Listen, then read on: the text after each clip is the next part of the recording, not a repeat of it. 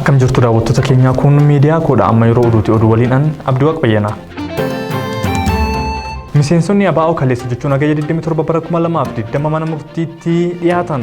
Miseensonni ABO waggaa tokkoon dura to'annoo jala oolfaman galmee Takkaalii Mardaasaa jalatti waamaman baay'inni isaanii 16 ta'an kaleessa jechuun hagayya 27 bara 2020 mana murtii federaalaa dhaddacha Ramaddii Dirree Muudaa yookaan Lidataatti dhiyaataniin beellamni baatii 4 itti kennameera. Hidhamtoonni 16 kunneen guyyaa kaleessaa ragaa abbaa alangaa dhaga'uuf kan beellamaman ta'us abbaan alangaa ragooliin dhiyaachuu waan hin dandeenyeef baatii 4 booda akka abbaan alangaa ragoolii isaa dhiyeeffatu ajaja dabarsuun manni murtiis beellama baatii 4 akka gara mana hidhaa Qiliinxootti deebi'an godheera. Naannoon Amaaraa humnoonni addaa Tigraay naannichatti baqachuu ibsee kan ture naannoon Tigraay ammoo balaaleffate.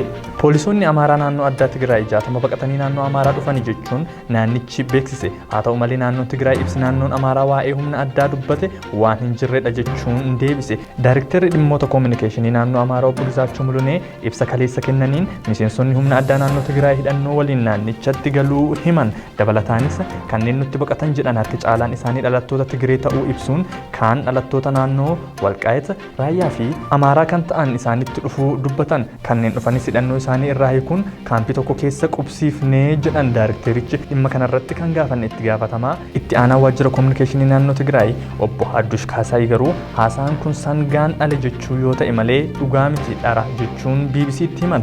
Tarii naannoo Amaaraatii gara naannoo Tigraayitti baqataa jira kan jedhuuf isaanumti haa deebisan malee naannoo Tigraay irraa garasiitti namni baqate hin jiru jedhan. Ministeerri Dantaa Alaa Ameerikaa gargaarsa Itoophiyaaf godhamu harki walakkaan akka hir'isuu eeyyame.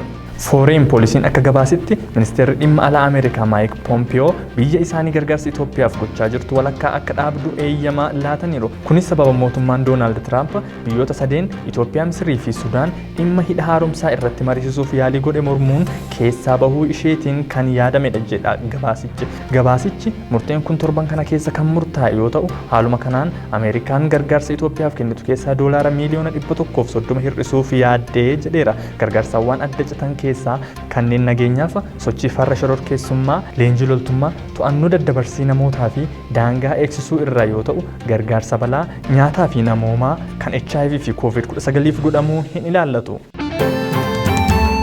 Galma Barkumeetti iddoo namoonni dhibeen COVID-19 itti hammaate yaalaman guutuuf gahee jedhame.